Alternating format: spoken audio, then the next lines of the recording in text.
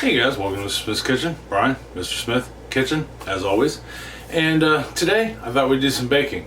I've been playing around with bundt cakes lately, and I wanted to kind of play around a little bit today. And I thought, hey, let's do this together. So I got some new, well, they're not new, they're new to me, bundt pans, but they're mini bundt pans. And bundt cakes in general seem to be my Achilles heel.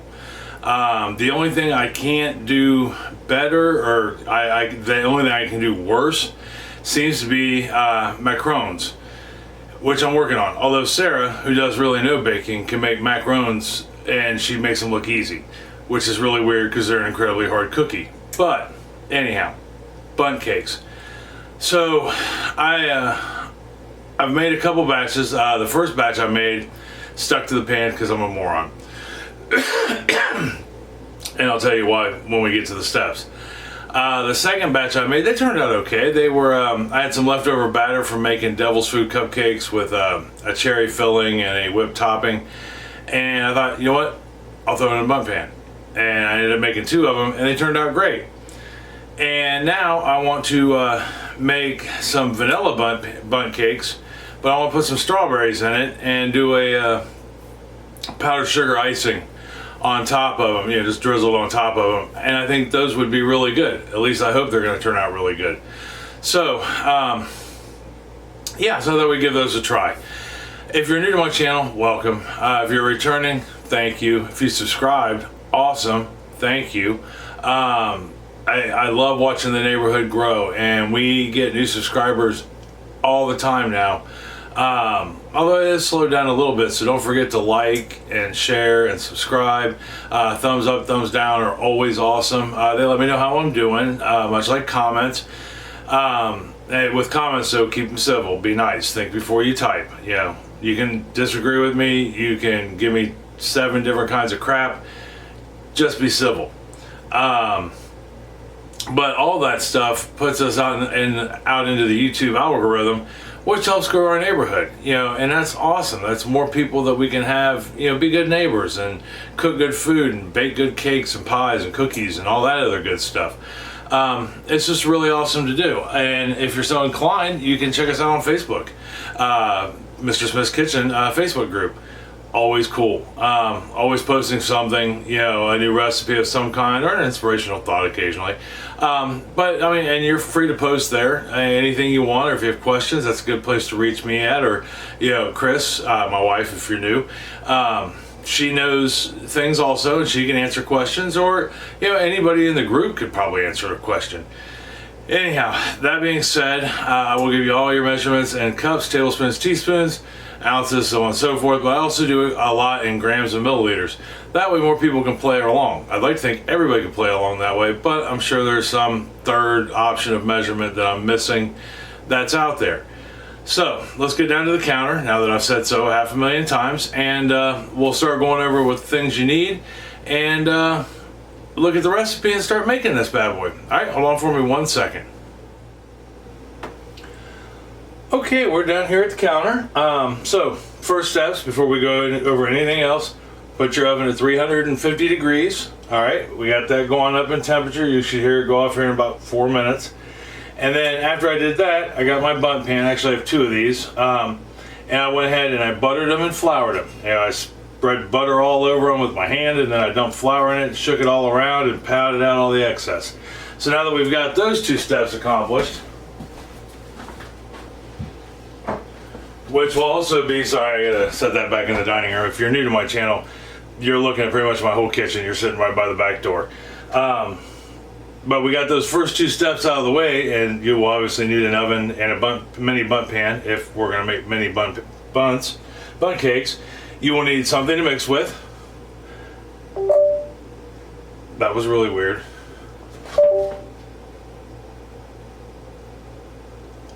Hold on for me 1 second, something's going on with my camera. I'm back. I don't know what that was all about, but my video feed kept just shutting off. Which is really weird. It could have been a loose wire, for that matter, a plug-in. But anyhow, so you will need the oven, the bundt pan, and or the mini bun pan. Something, a bowl and a hand mixer, or in this case I'm using a stand mixer if you're using one too. Paddle attachment. You also need at least one mixing bowl. If you're using a hand mixer, you'll need 2 mixing bowls, but that's really it. I mean, bun cakes in and of themselves are inherently easy. I don't know why I struggle with them so. So the first thing we're going to need to do is we will need our recipe, which is right behind me. Oh, and before I forget, one of the most important things ever, a scale. Scales, there goes the oven, are so important because you don't want to overweigh things. If you get too much flour, you know, your cake turns out dry. If you get too little flour, it can fall apart on you. Measuring in grams is the most accurate way to measure when baking. But you'll need a good recipe. So far this has been an okay recipe. It has not completely failed me, but I think I have failed it. That being said, let's go ahead and get started. The first thing we'll need to do is put on my glasses so I can see what I'm doing. I don't wear them when I'm looking you face to face because the glare off the lights is just almost unbearable. But we will take our bowl and we're going to start with mixing our dry goods. In here I have 2 cups of flour at 240 grams, but then I also have 1 tablespoon in here at 15 grams. The reason for that is the original recipe, which is a vanilla chocolate swirl, which was good, except for I screwed it up. I forgot to butter the pan and it stuck to everything. But with adding strawberries to it, the moisture from the fresh strawberries, I need that little bit of extra flour to compensate for it. So we're going to try it with a tablespoon. So I've got 2 cups, 240 grams, plus 1 tablespoon at 15 grams, for a total of 255 grams. To this, I am going to add a 1/4 cup, 45 grams of cornstarch, just like such. And I'm going to get a spatula so that way I can get, I don't know if anybody else ever gets this, I'm sure they do, but the cornstarch always sticks to whatever cup you have it in, or, you know, now if we were just doing this, you know, it was just me here and I wasn't filming, I probably wouldn't have used a cup. I probably would have just measured it out into the bowl on a scale. And then to this, we are going to add, I've got 3 different things in here. I've got 2.5 teaspoons, 10 grams of baking powder, a 1/2 teaspoon, 2 grams of baking soda, and a 1/2 teaspoon, 2 grams of kosher salt. If you're using kosher salt, you can use table salt if that's all you have. But if you're using kosher salt, it usually comes in a coarse grain. Smash it up. You can't smash it with just the back of a spoon. I blend mine up into a super fine powder when I buy it, and then that way it's all really fine. And I use a mini blender, a spice blender. And then we're just going to take those things and we're going to mix them up with a whisk. We'll whisk them together. That way, you know, we get it going in an even pace, so to speak. Now, with the kosher salt, if you leave it a coarse grain, you run the risk of not all of it melting, and it will. That's weird. It just shut down again. It did this weird thing, but it won't disintegrate into the cake, and somebody inevitably will get a piece of salt and go, oh, that's salty, you know, and then you'll be like, oh. So we got those mixed up, right? And now we can move on to our wet ingredients. We will not need that whisk anymore, so we'll set the dry ingredients aside. And then in our stand mixer, or in your mixing bowl if you're using a hand mixer, I've got 1 cup, 228 grams of butter, and it's at room temperature. It's 2 sticks, is 1 cup, half cup per stick, 114 grams per stick, 228 grams. We're gonna put that in our mixer, and I'm gonna take the paddle attachment off because that was annoying. And then to this butter, I am going to add 1.5 cups, 300 grams of just regular old plain granulated sugar. You know, nothing fancy. Same stuff you put in your coffee or your cereal or whatever it is you like to put sugar in. And then the last ingredient we're going to put in here for now is going to be, I'm using yogurt. a full fat yogurt. The original recipe called for sour cream, but you can substitute, so I'm going to. And this happens to be a vanilla yogurt, but it's a 1/4 cup, and it is 180 grams, I believe. Yep, 180 grams. We're gonna put that in there, like such. And then we're just gonna mix this together till it's light and fluffy. I know you're saying, what, light and fluffy? I will show you, but basically your butter's yellow, and as you mix this and incorporate air, it's going to turn lighter in color. It won't be smooth, light and fluffy, but it should be light and fluffy. So let me go ahead and get this mixed, and then we'll move on to the next step. All right, we got that mixed up, and I will show you what I mean by light and fluffy, although this isn't very fluffy, but it is light, and that's what we're looking for. The fluffy part doesn't bother me, but what we're looking for, if you can see in there, see how it looks like mashed potatoes? That's what we're looking for, is mashed potatoes. You know, this is lumpy mashed potatoes, but mashed potatoes, right? That is the baking world's version of light and fluffy.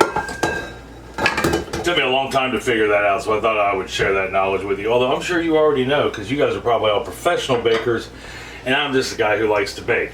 So to this, we are going to add 2 eggs, 2 large eggs, and 1 egg yolk, which is a total of 235 grams. Each egg itself weighs 50 grams, and the yolk weighs about 30 to 35 grams. So what we're going to do is we're going to turn this on, and we're going to turn it on number 2 or low. And we're just going to put them in one at a time. Alright, we're putting our last egg in. Just like such. Well, egg yolk in this case. The eggs went first. And we are good and combined. As soon as that one mixes a little bit, what we'll do is we'll shut her down, pop her up, give her a good scrape. It never hurts to scrape. You want to make sure you've got everything, you know, going the way it should be, nice and incorporated. You know, everything's mixed well. And you're gonna have kind of a soupy mess at the moment, and that's okay. There's nothing wrong with that. So the last thing we need to do now is just to incorporate 2 teaspoons, 8 grams of vanilla. And that won't take but 2 seconds. We're gonna pour it in and let it get mixed up. Okay, we got our batter done. So, next thing we're going to do is add our dry ingredients, but we're not going to do it all at once. We're going to take our dry ingredients, and we are going to pour half of this in with the wet, just like such. And then we're just going to mix this till everything's just combined. And then we're going to, I have a 1/4 cup, 120 milliliters of milk sitting over here at room temperature. Remember, our butter, our eggs, our yogurt or sour cream if you're using that, all at room temperature. And then once this is just incorporated, I'm going to give it a good scrape. We'll add our milk and then add the other half.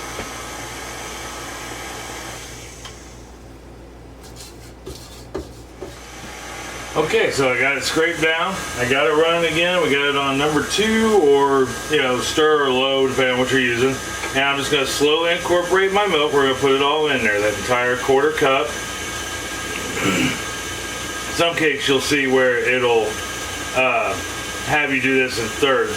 So you would do flour, your dry mix, half the milk, dry mix, half the milk, and then end on dry mix. You always want to end on dry.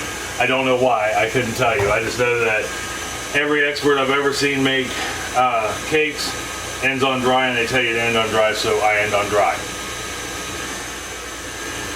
Alright, we got our milk incorporated. Now we'll take the other half of our flour and throw her in there.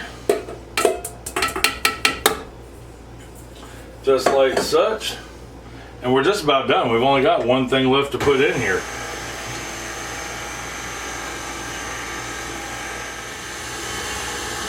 Alright, we got that incorporated.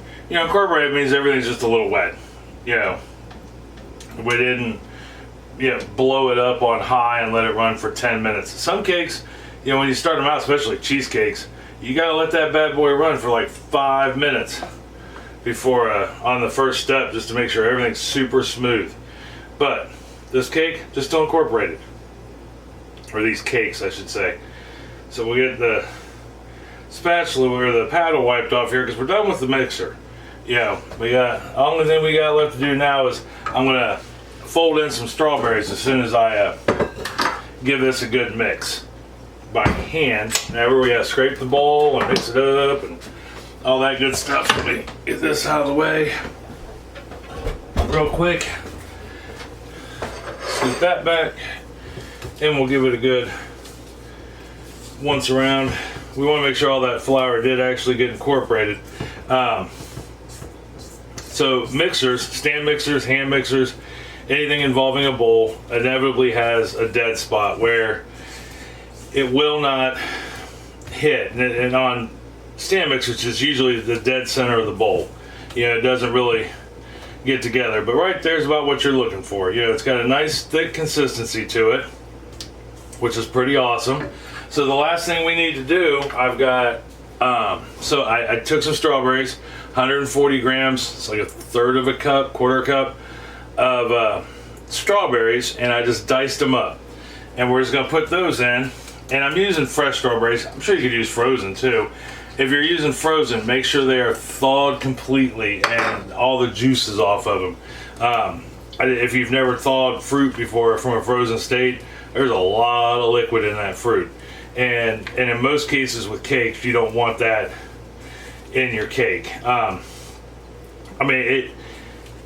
worst thing it's going to do is it might make your batter just a little too liquidy. Sometimes it just changes the color of your batter.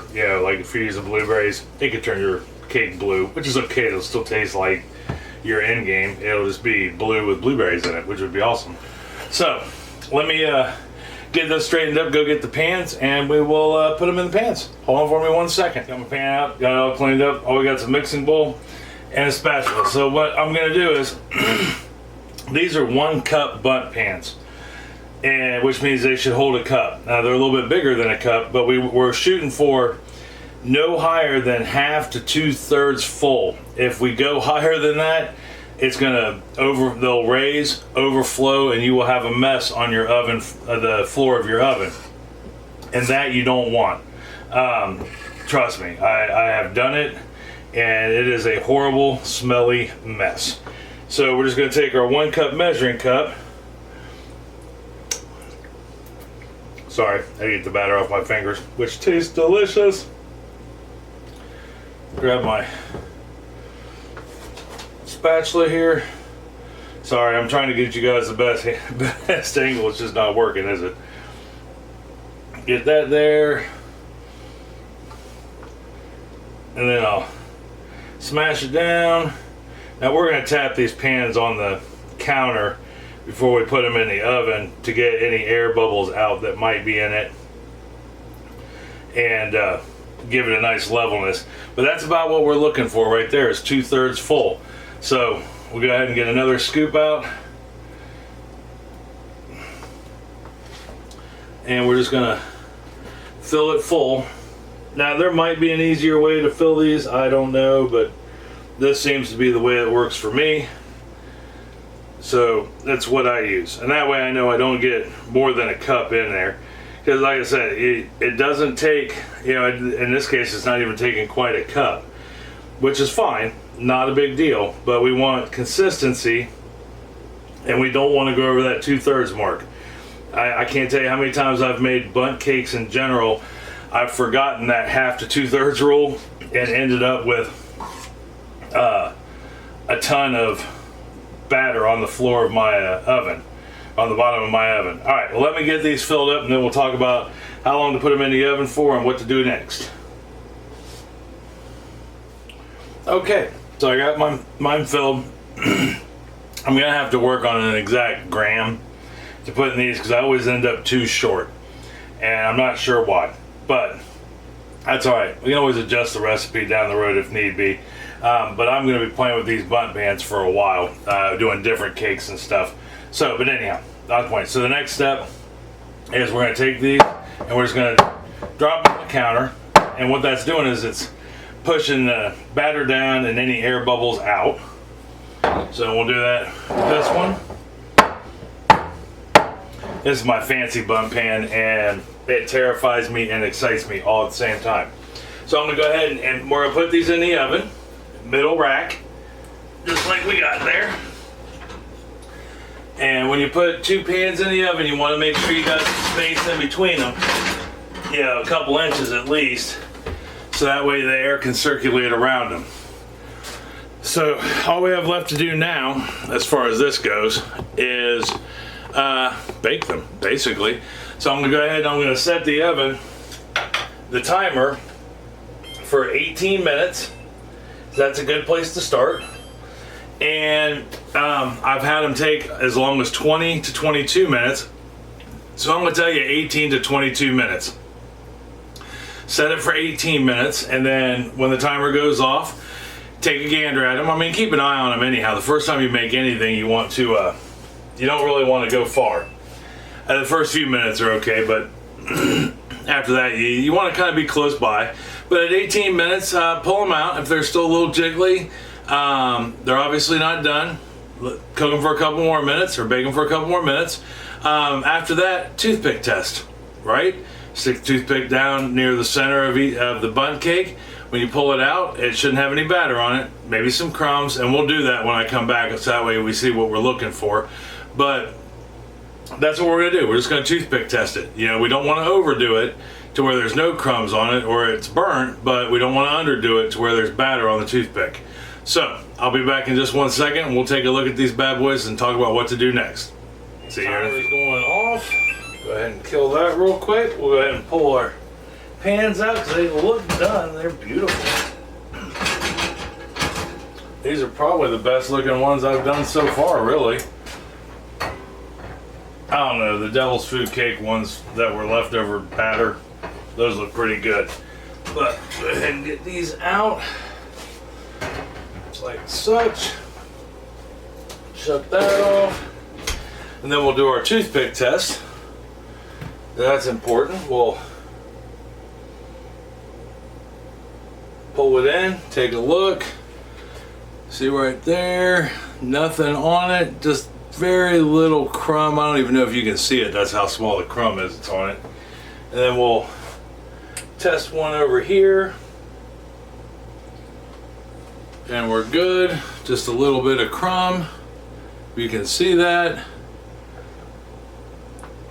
And we are good. So what are we gonna do next?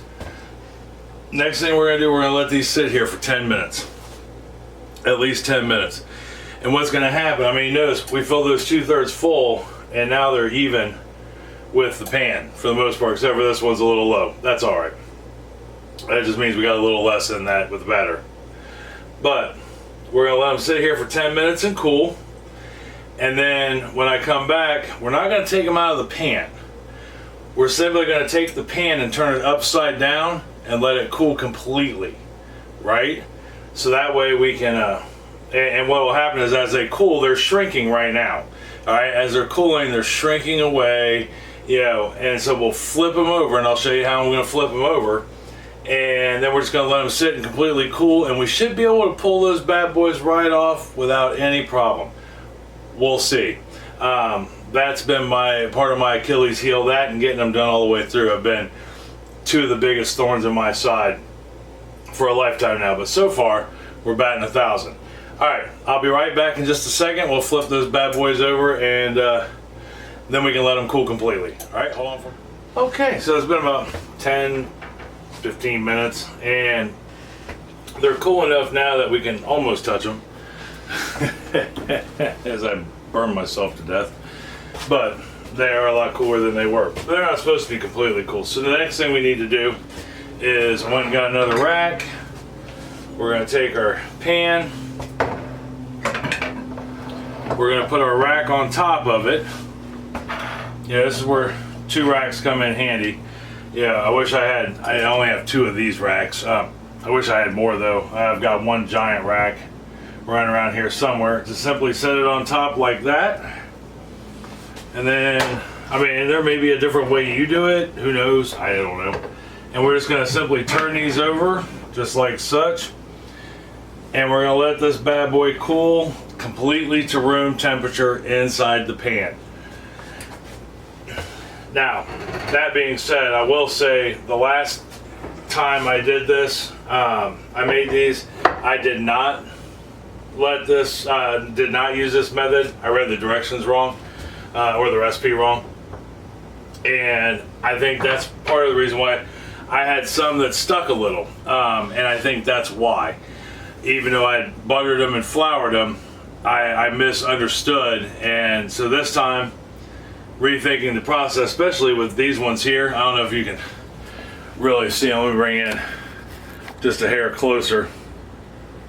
Even though we only did 4 of them, they're very, very decorative, with a lot of detail on them. I want to be able to keep that detail, and I'm really working hard. These ones aren't so bad. These are like big Bundt pans. There's not a whole lot of surface area for them to grip a hold of, and they still look nice. These are very ornate. I mean, they're amazing, and I am trying. I really want to be successful in making bundt cakes, mini bundt cakes that look like these. They also make them in full-size Bundt pans, but we haven't made that step yet. I'm working on minis at the moment. So we'll see how they turn out. But we're gonna let these cool down to room temperature, sitting just like this. Once these pans are completely room temperature and I'm satisfied they've been there about an hour or so, I'll come back and we'll pop them off and see what happens. All right, see you here in a second. Okay, so we're cool to the touch. That's very much room temperature. So what we'll do is I'm gonna take these and I'm gonna tap them on the counter, just like such. That way we ensure that they're loose. And now the moment of truth. We're gonna see if they come out nicely or if we have to beat them a little. But we got one we gotta beat a little. So we'll just kind of wiggle loosely and gently. See if we can't get it to come out. Oh, there we go. Haha! Success. Although it did stick a little, but not bad. I mean, not nearly like they have before. Then we'll do the next ones. But, oop, maybe. There we are right there. That's them in all their fame and glory, if I can ever get them centered into the camera. But there they are. And that one there, I mean, it took a tip to it, you know. But that's the best they've turned out so far. You know, hands down. Those look amazing. But I'm still going to let them cool for a little while longer. I mean, they're not hot by any means. But I want them to firm up just a little bit, you know, and get cool. And then we can ice them. I mean, it won't take long to ice them at all. The icing's really easy. But let's see if we can't get these ones to roll. If these come out nearly as good as these ones did, I'll be happy. I don't know if they're still ready for prime time yet, but oh yeah, look at that. Yeah, that's awesome. That's so exciting. I mean, you can pretty much see them. Yeah, that is the fruits of our labor right there. Those look absolutely gorgeous. Look at those. Maybe if I can get it centered. I'm telling you, this camera's gonna be the bane of me. I'll learn to get it backwards yet. But there we are. All we got left to do is ice them. Actually, here, I'll tell you what. Let me get cleaned up here real quick. And when I come back, we'll give them an ice. And I can tell you, see how these ones are lighter in color than these ones? Dark pan, light pan. Kind of cool, huh? So, anyhow, let me get cleaned up here and we'll make some icing and drizzle it on. All right, hold on for me 1 second. Okay, got everything moved away for us. So to make the icing for these, it's really easy. I've got 3/4 cup, 95 grams of confectioner sugar, powdered sugar, powdered sugar. And to this, I'm gonna add 2 teaspoons, 10 milliliters of milk. I'm gonna put that in there like such. And then we're just gonna take our fork and we're gonna stir it around until it becomes icing, basically. And if it's, you know, not quite thick enough, or if it's not quite thin enough, we can add a little more milk to it. But this is just a basic, glaze and icing that is going to go on here. Okay, so we got her. I ended up having to add another teaspoon to it, but we got it at a nice drizzled consistency. Not too thin, but not thick, at all. And that got us where we needed to go. Now we'll go ahead and get that moved out of the way. And we'll bring our cakes over, just like such. And we're just going to take our drizzle and drizzle it across. Now I got it sitting on a pan. That way we don't get any on the counter. Don't make a big mess. It's much easier to wash off a pan. And I'm just going to drizzle this on top, and hopefully it'll look good when I'm done. Okay, got them all iced, cleaned up, and ready to go. There is our end result right there. Sorry, that camera is just perplexing me. But there is 1 of 10. And I'm here to tell you that just looks delicious. I know I have my kitchen smelling amazing. That's the worst one of the bunch. That's the one that was missing the tip. I figure I'll eat that one. That way nobody will know, right? So, but let's see how they taste. And we can even talk for a brief second about what all transpired on my journey with making these, because this so far is the best batch to turn out. I'm really happy with the way these look, but I need a fork. I will not just pick this up and be that guy by any means. So this is the fruit of our labor that we're trying out now. I know the house smelled good, they looked good. I can't imagine they'd taste bad. The batter would taste good at any rate.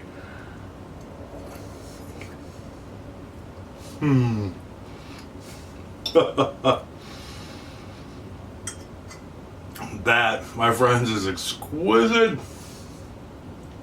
Holy cow. I may end up eating all 10.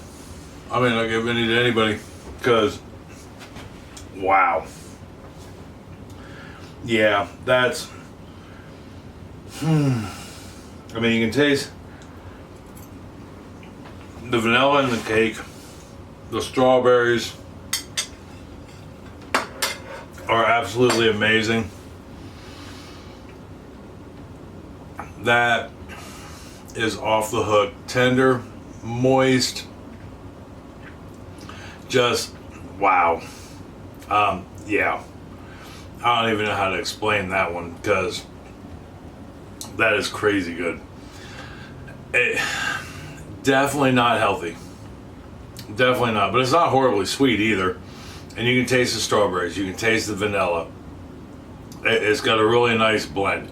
Might lean a little heavy on the vanilla, and I didn't even put any in the icing, which the icing called for, but I thought that would be kind of overkill. But the balance is amazing. I mean, the fact I can taste the strawberries in and of itself is great. So try this recipe. Man, you won't go wrong, I promise. And it's not that hard. I mean, it took all of 10-15 minutes to put together. I ended up going 20 minutes in the oven, which got us to that point right there. So like I said, 18 to 22 would be a good thing to look at. I toothpicked them at 18 minutes, and they were okay, but they just didn't look quite right. After a while, you kind of be able to look at it and kind of tell. I mean, the toothpick came out good. It just was weird. So I let it go an extra 2 minutes. Still turned out super moist. Has a donut consistency to it almost. It's off the hook. And then we let them cool. That's the first time I've ever, other than a chiffon cake, which is my favorite cake ever, have I ever had anything in a bundt pan that you turned upside down and just left, until it completely cooled. But well worth the wait. So, like most weeks, I have no idea what we're doing next week at all. Not for dinner, not for dessert, but I'm sure we will come up with something. been making progress over the last few days on the basement. Not much. Had to do some work on our Dodge Magnum for Chris. It needed a front brake system just completely redone, so we redid that. And I got the plumbing laid out for the basement. I haven't actually connected it to the actual plumbing yet, but it's all laid out so that way I know I've got it all down and right. And yeah, we're just moving on. So that being said, let me know if you try this. And until next week for Wednesday for dinner, I love you. I love you very much, and I mean that from the bottom of my heart. Tell somebody else you love them and that you love them very much. It's going to make their day a whole lot better. It's going to make you feel a whole lot better telling them. And if you make these bundt cakes and take them and give them one, they're going to know how much you love them. And it's going to be a great conversation starter. So until next week, I love you, and I'll talk to you later. All right? Bye.